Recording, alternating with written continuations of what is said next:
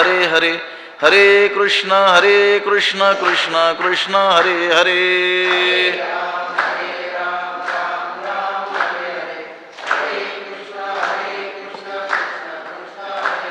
पुंडलीक वरदा हरी विठ्ठल श्री ज्ञानदेव तुकाराम. पंढरीनाथ भगवान की जय. माऊली ज्ञानेश्वर महाराज की जय. जगद्गुरु तुकाराम महाराज की जय. न कर्तृत्वं न कर्माणि लोकस्य सृजति प्रभुः. न कर्मफल संयोगं स्वभावस्तु प्रवर्तते.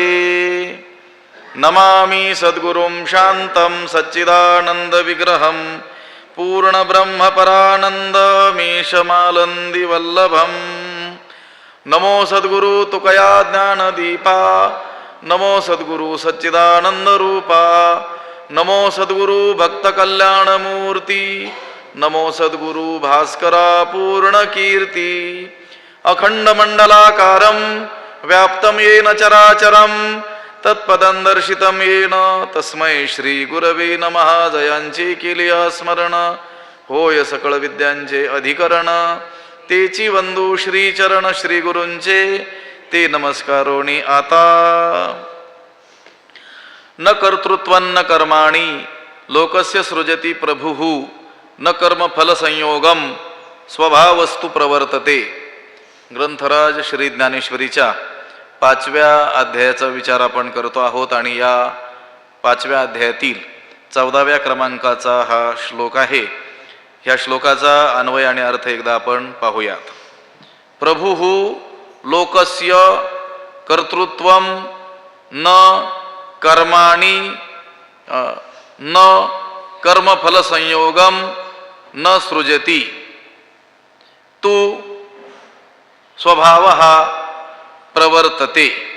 त्याचा अर्थ असा होतो, प्रभु म्हणजे तो परमात्मा, लोकस्य म्हणजे या प्राणीमात्रांच्या मध्ये, कर्तृत्व म्हणजे कर्तृत्व, न म्हणजे नाही, कर्माणी म्हणजे कर्मप्रवृत्ती नाही, कर्मफल संयोगम म्हणजे कर्मफळाची संयोग न सृजती निर्माण करीत नाही तू नाम परंतु स्वभाव हा म्हणजे प्रकृतीच प्रवर्तते प्रवृत्त करते. म्हणजे प्रत्यक्ष परमात्मा प्राणीमात्रांच्या मध्ये कर्तृत्व कर्मप्रवृत्ती तसेच कर्मफळाशी संयोग निर्माण करीत नाही, परंतु स्वभाव म्हणजे प्रकृतीच प्राणीमात्रांच्या मध्ये कर्तृत्व आणि कर्माची प्रवृत्ती निर्माण करून सर्व प्राणीमात्रांना कर्मफळामध्ये काय करते, बद्ध करत असते. प्रभू म्हणजे या देहादी संघाताचा जो स्वामी असलेला आत्मा, तो लोकस्य देहाचं कर्तृत्व उत्पन्न करीत नाही. तू अमुक कर अशी आज्ञा करून त्याच्याकडून कर्मे करून घेत नाही. तसेच देहाला इष्ट असलेली कर्मे देखील तो उत्पन्न करीत नाही आणि देहाचा कर्मफळाशी संबंध देखील निर्माण करीत नाही. या सर्व गोष्टी करण्याकरिता त्याची प्रकृतीच त्याला काय करत असते, प्रवृत्त करत असते. हाही एक अर्थ आहे. आणखी एक अर्थ सांगितला, ईश्वर हा लोकांचं कर्तृत्व उत्पन्न करीत नाही, कर्म निर्माण करीत नाही, कर्मफळाशी संबंधही निर्माण करीत नाही. याचाच अर्थ तो परमार्थतः निर्विकार आहे आणि निर्विकार असून देखील तो व्यवहारतः लोकांमध्ये तो कसा आहे, लोकस्य प्रभू, त्रैलोक्याचा काय आहे, स्वामी आहे. तो स्वरूपतः काहीच करीत नसला तरी पण त्याचा स्वभाव म्हणजे त्याची उपाधिभूत प्रकृती ती सर्व काही करत असते. न कर्तृत्वं न कर्माणि लोकस्य सृजति प्रभुः न कर्मफल संयोगम स्वभावस्तु प्रवर्तते. जैसा का सर्वेश्वरू पाहिजे तव निर्व्यापारू परी तोची रची विस्तारू त्रिभुवनाचा. जैसा का सर्वेश्वरू. आता विचार करून जर पाहिलं तर तो सर्वेश्वर, तो ईश्वर परमार्थतः काहीच न करणारा असा आहे. जैसा का सर्वेश्वरू पाहिजे तव निर्व्यापारू. तो कसा आहे? निर्व्यापार आहे. तो सर्व व्यापक, तो परमेश्वर अकर्ताच आहे. तत्वतः जर पाहिलं, विचार करून जर पाहिलं तर तत्वतः तात्विक दृष्ट्या तो परमात्मा, तो सर्व व्यापक आहे, सर्वेश्वर आहे, हे सगळं खरं आहे. पण तरी देखील तो कसा आहे? पाहिजे तव निर्व्यापारू, तो निर्व्यापार आहे, अकर्ता असाच आहे. परी, पण असा असूनही तोची रची विस्तारू त्रिभुवनाचा, तोची त्रिभुवनाचा विस्तारू रची, परंतु तोच या त्रिभुवनाचा काय करतो? विस्तार करतो. तो या त्रिभुवनाची काय करतो? रचना करतो. हे पहा, ज्ञानी पुरुष कर्म करून देखील अकर्ता कसा असतो यासाठी ज्ञानेश्वर महाराजांनी परमेश्वराचा दृष्टांत दिलेला आहे. इथं भगवंताचा हा दृष्टांत दिलेला आहे. कशासाठी दिलेला आहे? की ज्ञानी पुरुष कर्म करत असून देखील, आपल्याला तो सगळे कर्म करत असताना दिसत असला तरी देखील तो कसा आहे? अकर्ताच आहे. कसं काय अकर्ता आहे? सगळे कर्मे करत असताना देखील तो अकर्ता कसा काय राहू शकतो? त्याच्यासाठी दृष्टांत दिला, परमेश्वराचा दृष्टांत दिलेला आहे. की परमेश्वर ज्याप्रमाणे त्रिभुवनाचा विस्तार करताना आपल्याला दिसून येतो, त्रैलोक्याची रचना करताना देखील आपल्याला दिसून येतो, पण तात्विक दृष्टीनं जर पाहिलं, पारमार्थिक दृष्टीनं जर पाहिलं तर तो कसा आहे? निर्व्यापारच आहे. त्याच्या स्वरूपामध्ये कोणत्याही प्रकारचा व्यापार नाही, त्याच्या स्वरूपामध्ये कोणत्याही प्रकारचं कर्म नाही. पण हे त्रैलोक्य निर्माण करणारं कर्म तर त्याच्या ठिकाणी आपल्याला घडताना दिसून येतं. पण असं दिसत असूनही ज्याप्रमाणे तो सर्वेश्वर, तो परमेश्वर निर्व्यापार राहतो, अगदी त्याच पद्धतीनं हा ज्ञानी महात्मा देखील सगळी कर्मे करताना आपल्याला दिसत असला तरी देखील तात्विक दृष्टीनं त्याची स्वतःची जी मान्यता आहे ती कशी आहे? मी अकर्ता आहे अशीच आहे. जैसा का सर्वेश्वरू पाहिजे तव निर्व्यापारू, परी तोची रची विस्तारू त्रिभुवनाचा. हे पहा, वेदांत शास्त्रानुसार जगद उत्पत्ती करणारा जो ईश्वर आहे त्याला माया विशिष्ट चैतन्य असं म्हटलेलं आहे. तो ईश्वर, सर्वेश्वर पदाचा अर्थ इथं शुद्ध ब्रह्म असा घ्यायचा. लक्षात आलं का?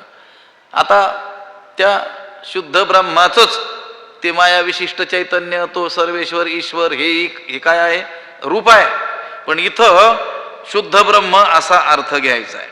आता ज्ञानेश्वर महाराज सर्वेश्वराची व्याख्या करताना काय म्हणतात? जो प्रकाशेविन प्रकाशू, जो ईशितव्येविन ईशू, आपणे नीच अवकाशू वसवित असे. ईशितव्येविन ईशू.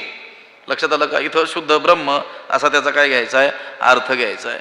मग तो परमात्मा या त्रैलोक्याची रचना करताना आपल्याला दिसतो, पण त्याच्या त्या शुद्ध स्वरूपाच्या ठिकाणी कोणत्याही प्रकारचा व्यापार किंचित देखील असत नाही. तो पूर्णपणे कसा आहे? निर्व्यापार असाच आहे. त्याच्या त्या स्वरूपामध्ये कोणत्याही प्रकारचा विकार नाही आहे. जैसा का सर्वेश्वरू पाहिजे तव निर्व्यापारू. ज्ञानोबराय म्हणतात की नाही, तेथ स्वभावे धनंजया नाही कोणीची क्रिया. त्या परमेश्वर स्वरूपाच्या ठिकाणी कोणत्याही प्रकारची क्रिया नाही आहे. म्हणून प्रवादतया नैष्कर्म्य ऐसा, म्हणूनच त्याला नैष्कर्म्य या शब्दाने काय केलं जातं? संबोधल्या जातं. आता परमेश्वर आणि त्याच्यापासून हे जगत निर्माण होतं असं ते म्हटलं जातं. अव्यक्त निराकार नाही जे आकार जेथोनी चराचर हरी यतो वा इमानी भूतानी जायंती, जयापासून सकळ महिमंडळ हे झाले, जेने हे विश्व निर्मियेले. महर्षी देवा संस्थापिले, 21 स्वर्गाते धरिले, सत्ता मात्रे आपुलिया, असं म्हटलं जातं. परमात्मा स्वतः काहीच करत नाही, तर त्याची जी त्रिगुणात्मक असलेली जी माया आहे किंवा अविद्या जिला म्हणतात, ती परमात्म्याच्या सत्तेनं सृष्टी निर्माण करते. परमात्मा निर्माण करतो म्हणजे परमात्म्याच्या सत्तेनं त्याची ती शक्ती, ती माया, ती अविद्या ती काय करते? निर्माण करते. म्हणून भगवंताच्या वास्तव स्वरूपाच्या ठिकाणी कर्माचा कोणत्याच प्रकारचा काही नाही आहे, व्यापार नाही आहे, संबंधच नाही आहे. मग जैसा का सर्वेश उदाहरणात घातलंय परमात्म्याला. ज्ञानोबरायांनी परमेश्वराचं उदाहरण दिलंय ज्ञानी पुरुषाचं निर्व्यापारत्व सांगण्याकरिता. जैसा का सर्वेश्वरू, ज्याप्रमाणे हा सर्वेश्वर विचार करून जर पाहिलं तर तो सर्वेश्वर, तो परमात्मा परमार्थता काहीच न करणारा असाच आहे, परंतु तोच त्रिभुवनाचा विस्तार करतो असंही आपल्याला काय होतं? दिसून येतं. जैसा का सर्वेश्वरू पाहिजे तव निर्व्यापारू, परी तो चिरची विस्तारू त्रिभुवनाचा. आणि करता ऐसे म्हणिपे, तरी कवणे कर्मी न शिंपे. जे हात पावो न लिंपे उदास वृत्तीचे.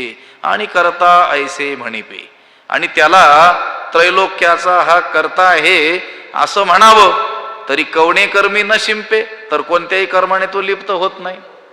त्या परमात्म्याला या त्रैलोक्याचा हा करता आहे असं जर म्हटलं तर तो तरी देखील तो कोणत्याच कर्माने काय होत नाही?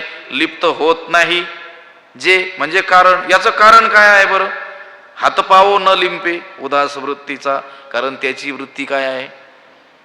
याच्याविषयी उदास आहे. कोणत्याही कर्माने तो लिप्त होत नाही, कारण त्याच्या निर्विकारतेचे हातपाय मळतच नाहीत. उदास वृत्तीचे हातपावो न लिंपे. त्याचे जे हातपाय आहेत ते कसे आहेत? निर्विकारपणाचे आहेत.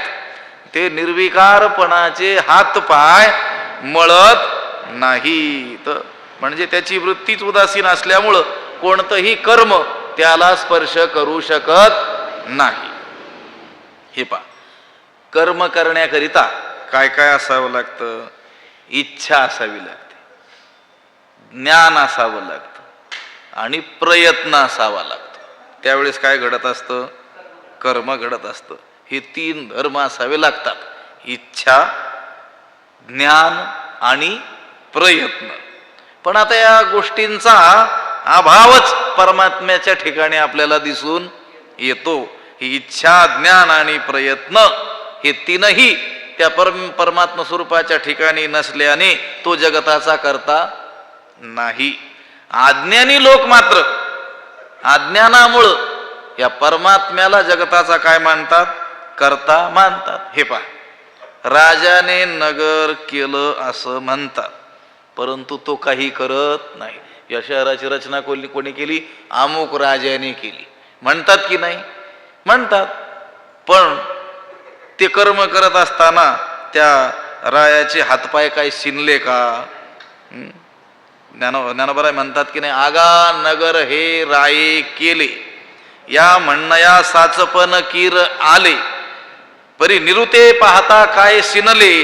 रायाचे हात, त्याचे हात दुखले काय? जर राजाने नगर केलं असं आपण म्हटलो, ह्या नगराची रचना ह्या अमुक अमुक राजाने केली, हे नगर या राजाने वसवलं असं आपण म्हटलं, पण खरं पाहिलं तर त्या राजाचे काही हात दुखले का ते काम करताना? नाही.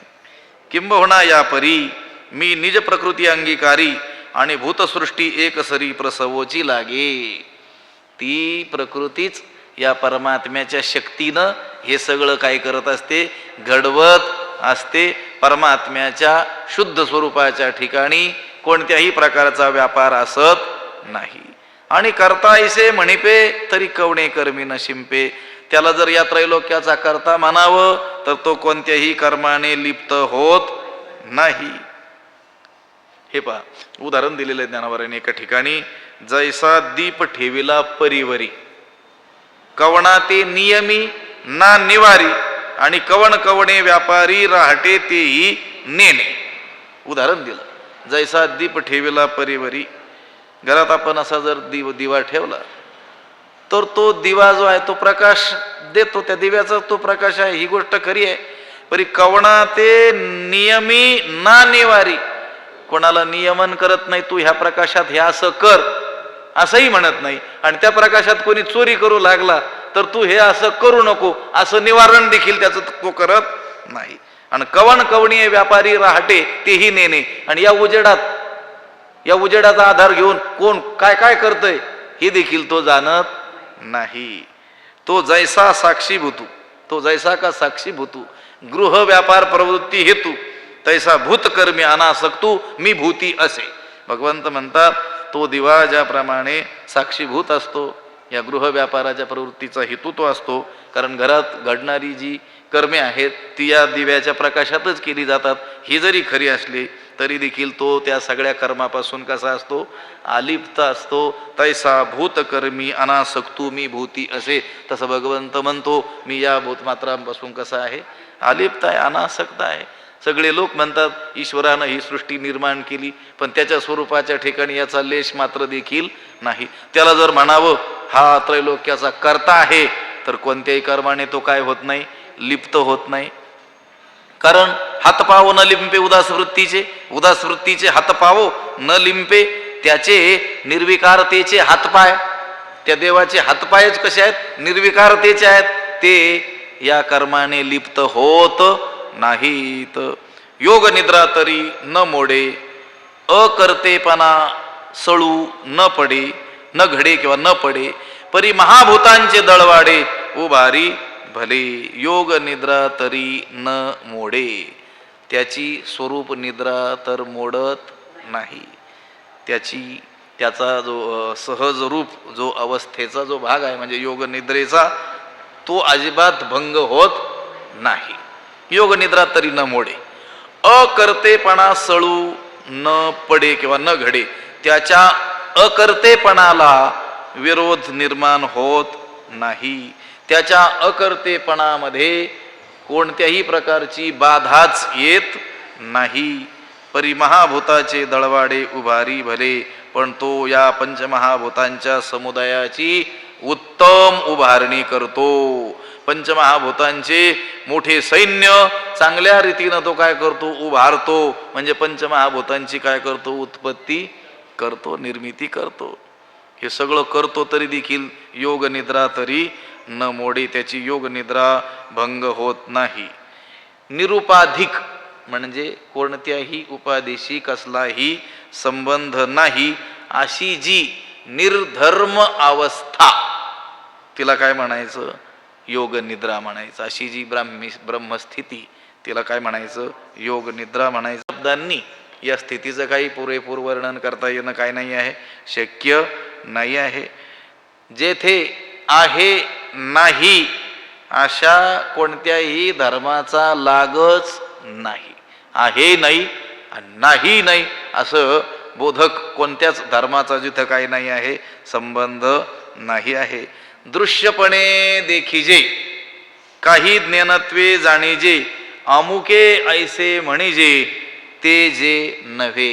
हे अमुक आहे असं देखील तिथं म्हणता येत नाही. ज्ञेयत्व रूपाने त्याला जाणता येत नाही. दृश्यपणाने त्याला पाहता येत नाही. दृश्यपणे देखिजे काही ज्ञेयत्वे जाणीजे, अमुके ऐसे म्हणिजे ते जे नव्हे. म्हणजे दृश्यपणे देखिजे ते जे नव्हे, काही ज्ञेयत्वे जाणीजे ते जे नव्हे, आणि अमुके ऐसे म्हणिजे ते जे नव्हे. म्हणजे त्या स्थितीला पाहता येत नाही, तिला या अन्य पदार्थांप्रमाणे जाणता येत नाही. ती स्थिती अमुक अशी आहे असं म्हणता देखील येत नाही. अशी जी त्याची ती योग निद्रा, ती जी स्थिती आहे, ती स्थिती थोडीशी देखील काय होत नाही, भंगत नाही. ही स्थिती अज्ञानाने आवृत्त होत नाही. ना अज्ञानाने आवृत्त होते, ना ज्ञानाने प्रकाशली जाते. म्हणून ज्ञाने उजळे काही अज्ञाने रुळे, तैसे नव्हे निर्वाळे. ज्ञान मात्र जे, ज्ञप्ती मात्र जे आहे, अमृतानुभवामध्ये ज्ञानोबारायांनी म्हटलेलं आहे, केवळ ज्ञप्ती मात्र, ज्ञान मात्र जे आहे. म्हणून ज्ञानाने उजळल्या जातं आणि अज्ञानानं मलिन होतं, अशी ती स्थिती नाही आहे. हे पहा उदाहरण काय, वनामध्ये एखादा झोपी गेलेला पुरुष दुसऱ्याला ठाऊक नाही. निर्जन वनात तो माणूस गेला, गाढ झोपला, दुसऱ्याला ठाऊक आहे का, नाही ठाऊक. बरं, गाढ झोपेत असल्यामुळं त्याला देखील त्याचं स्मरण आहे का, नाही. पण तो नाही का, दुसऱ्यालाही तो ठाऊक नाही. तो झोपल्यामुळं त्याला त्याचंही काय नाही, स्मरण नाही. पण तो नाही असं नाही, तो आहे असं. म्हणजे आळंदीचे आमचे गुरुवर्य डॉक्टर महाराज उदाहरण सांगत असतात. काळा कुट्ट माणूस आणि काळ्या भोर जमिनीमध्ये, नांगरलेल्या जमिनीमध्ये तिथं झोपला. बरं, तोही अमावस्येच्या रात्री झोपला. दिसतोय का कोणाला तो? नाही. बरं, तो गाढ झोपलेला असल्यामुळं त्याचं त्याला देखील स्मरण आहे का? नाही. पण तो नाही असा आहे का? आहेच आहे. तसं ह्या स्थितीचं वर्णन करता येत नसलं, ही डोळ्यानं पाहता येत नसली, अन्य पदार्थांप्रमाणे तिला जाणता येत नसलं, तरी देखील ती नाही असं आहे का? आहे. अशी ती परमात्म्याची जी अवस्था योग निद्रा तरी न मोडे, ती योग निद्रा भंग होत नाही. अकर्तेपणा सळू न पडे. अकर्तेपणाला देखील काय होत नाही, विरोध निर्माण होत नाही. त्याचा जो अकर्तेपणा आहे तो तसाच अबाधित राहतो. एवढं करून सुद्धा बरं का, परी महाभूतांचे दळवाडे उभारी भले, या पंचमहाभूतांच्या समुदायाची उत्तम उभारणी करतो. पंचमहाभूताचं मोठं सैन्य चांगल्या रीतीनं उभारतो. म्हणजे या पंचमहाभूतांची तो उत्पत्ती करतो, तरी देखील त्याची योगनिद्रा मोडत नाही आणि त्याच्या अकर्तेपणामध्ये बाधा निर्माण होत नाही. आपण थोडं बहुत करतो तरी त्या कर्माने काय होऊन जातो? लिप्त होऊन जातो. लक्षात आलं का? आपण थोडं जरी कर्म केलं तरी त्या कर्मबंधनाने बांधल्या जातो. कारण ते कर्म मी करतो आहे असा काय असतो, त्याच्या पाठीमागं अहंकार असतो आणि त्या कर्माच्या फळावर आपली काय असते? दृष्टी असते. पण तो ज्ञानी महात्मा आहे तो अभिमान रहित आणि फलेच्छा रहित ती कर्मे करत राहतो. त्यामुळं त्या कर्माने तो लिप्त होत नाही. आचाट कर्मे करतो. आपण नेहमी उभी पाहत आलेलो आहोत. आणि सचाडाची परी इष्टापुरते करी, परी केले पण शरीरी व सोनेदी. सचाडासारखं म्हणजे वेड लागल्यासारखी कामं करतच राहतो, पण त्याने तो बद्ध होत नाही. तो कर्म करत असूनही कसा बद्ध होत नाही, त्याच्यासाठी दृष्टांत ईश्वराचा दिलेला आहे. ज्याप्रमाणे ईश्वर ह्या सर्व त्रिभुवनाची रचना करून देखील अकर्ता तो अकर्ताच राहतो. त्याच्या योगनिद्रेत कोणत्याही प्रकारची बाधा येत नाही. त्याची स्वरूप निद्रा मोडत नाही, त्याची स्वरूप स्थिती भंगत नाही. अकर्तेपणा सळू न पडे. अकर्तेपणाला विरोध निर्माण होत नाही. त्याचा अकर्तेपणा तसाच अबाधित राहत असतो. हे पहा, उदाहरण दिलेलं आहे. हे असो पर्वताची हृदयीचे, जेवी पर्जन्य धारास्तव खोचे, तेवी कर्मजात प्रकृतीचे न लगे मज. करते कोण? प्रकृती. त्या प्रकृतीनं केलेलं थोडंसं देखील कर्तृत्व त्याच्याकडे येत नाही. त्याच्याकरिता उदाहरण दिलं. हे असो पर्वताची हृदयीचे, जेवी पर्जन्य धारास्तव खोचे. पर्वतावर पाऊस पडतो की नाही? आता हे प्रचंड कठीण असलेल्या शिळा, त्या पावसाने त्याला काय फरक पडणार आहे? तर त्याप्रमाणे प्रकृतीनं केलेलं जे कर्म जात आहे, पूर्ण कर्म आहे, न लगे मज, ते मला लागत नाही.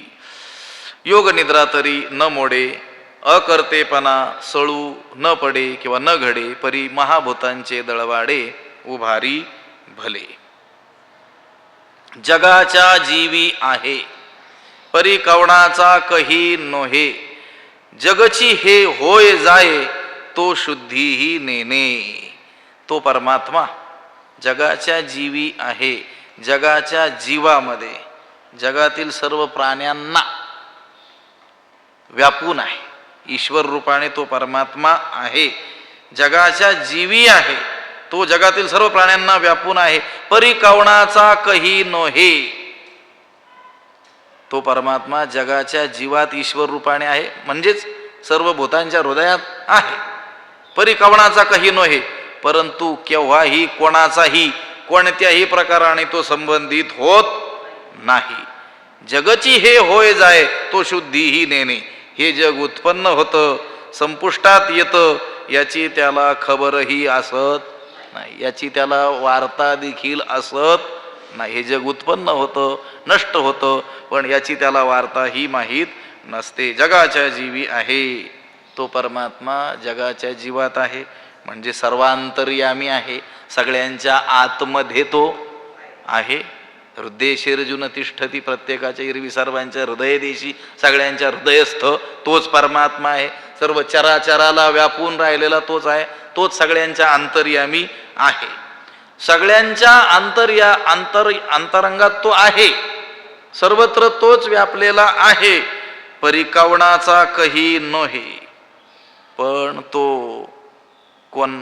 केव्हाही आणि कोणाचाही कोणत्याही प्रकाराने संबंधित नाही. केव्हाही संबंधित नाही म्हणजे पहिला संबंधित होताना आता नाही, किंवा आता आहे पुढे राहणार नाही. केव्हाही संबंधित नाही. बरं, कोणाचाही नाही. याच्या संबंधित आहे आणि याच्या संबंधित नाही असंही नाही. आणि कोणत्याही प्रकाराने संबंधित नाही. लक्षात आलं का? परिकवणाचा कही नोहे. हे पहा, तुकोबाराय म्हणतात, घटी अलिप्त असे रवी, अग्नी काष्ठा माझी जीवी, तैसा नारायण जीवी, जीव साक्षी वर्तते वर्तत. घटी अलिप्त असे रवी. आता घट आहे, त्याच्यात पाणी आहे, पटांगणाला आपण नेऊन ठेवलेलं आहे. मध्यान्हाला आलेला सूर्य त्याचं प्रतिबिंब त्या घटामध्ये पडलेलं आहे, दिसतंय आपल्याला. पण सूर्य त्याने लिप्त झालाय का? घट्टी म्हणजे घटात रवी आहे, पण कसा आहे? अलिप्त आहे. घटात आहे असं दिसतंय, पण त्या घटाहून तो काय आहे? अलिप्त आहे. अग्नी काष्ठा माझी जीवी. लाकडात अग्नी आहे की नाही? सुप्त रूपाने घर्षण केल्यानंतर प्रकट होतो, पण लाकडात असून देखील लाकडाहूनच काय आहे? तो जणू वेगळाच आहे. तैसा नारायण जीवी, जीवसाक्षी वर्तत. त्याप्रमाणे नारायण ह्या जीवामध्ये साक्षी रूपाने काय आहे? वर्ततो. म्हणजे सगळ्यांच्या अंतर्यामी तो काय आहे? परमात्मा आहे. ज्याप्रमाणे घटातील पाण्यामध्ये सूर्यबिंब असलं तरी सूर्य त्याहून अलिप्त आहे, अगदी त्याचप्रमाणे ईश्वर सर्वांच्या हृदयात असला तरी देखील तो काय आहे? अलिप्तच आहे.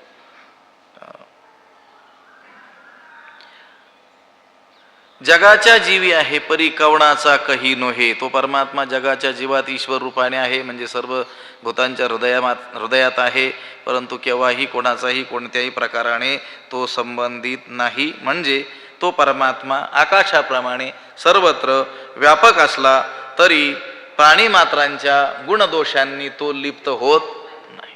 प्रत्येकाच्या हृदयात आहे की नाही? आहे. पण त्या त्या प्राण्याच्या गुणदोषांनी तो लिप्त आहे का? तो लिप्त होत नाही.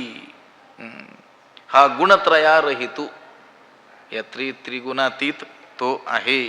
व्यक्तीशी अतीत, अनादि अविकृत सर्व रूप असा तो अविकारी असलेला परमात्मा आहे. जगाची हे होय जाय तो शुद्धी नेणे. त्या परमात्म्याच्या सत्तेनेच जगाची उत्पत्ती, स्थिती आणि या जगताचा लय होत असतानाही त्याची त्याला काही नाही जाणीव नाही. जाणीव नेणीव भगवंती नाही असं आपण म्हणतो की नाही? जगची हे होय जाय तो शुद्धीही नेणे. हे जग होय, हे जगची जाय तो शुद्धीही नेणे. हे जग उत्पन्न होतं, नष्ट होतं, पण याची त्याला वार्ताही माहीत नसते. हे उदाहरण दिलेलं आहे बरं का. हे ईश्वराचं उदाहरण दिलेलं आहे. कुणाकरता? त्या निष्काम कर्मयोग्या करता. सर्व कर्म करत असून देखील, सर्व कर्मामध्ये वर्तत असताना आपल्याला दिसत असला तरी देखील तो त्या कर्मापासून अलिप्त असतो. कसा? ज्याप्रमाणे परमात्मा हे सर्व सृष्टी, ही सर्व सृष्टी हे निर्माण करताना आपल्याला दिसतोय. जगताची उत्पत्ती, स्थिती, लय त्याच्यामध्ये होताना आपल्याला दिसते. महाभूताचे दळवाडे उभारी भले, या पंचमहाभूताची उत्पत्ती करताना आपल्याला दिसत असला तरी देखील या सगळ्या कर्माहून तो काय आहे? अलिप्त आहे. ज्याप्रमाणे तो परमात्मा सगळ्या त्रिभुवनांचा विस्तार करणारा, रचना करणारा आपल्याला दिसत असला तरी देखील कोणत्याही कर्माने तो काय होत नाही? लिप्त होत नाही. त्याची निर्विकारता भंगत नाही, योग निद्रा त्याची भंगत नाही. जगाच्या जीवी आहे, परिकवणाचा कही नोहे. जगची हे होय जाय तो शुद्धीही नेने पुंडलीक वरदा हरी विठ्ठल श्री ज्ञानदेव तुकाराम पंढरीनाथ भगवान की. माऊली ज्ञानेश्वर महा विठ्ठल विठ्ठल विठ्ठल तुकाराम पंढरीनाथ भगवान की जय. माऊली ज्ञानेश्वर महाराज की जय. आता विश्वात्मके देवी येणे वाग्यज्ञे तोषावे तोषो निमज द्यावे पसायदान हे. जे खळांची व्यंकटी सांडो तया सत्कर्मी रती वाढो भूता परस्परे पडो मैत्र जीवांचे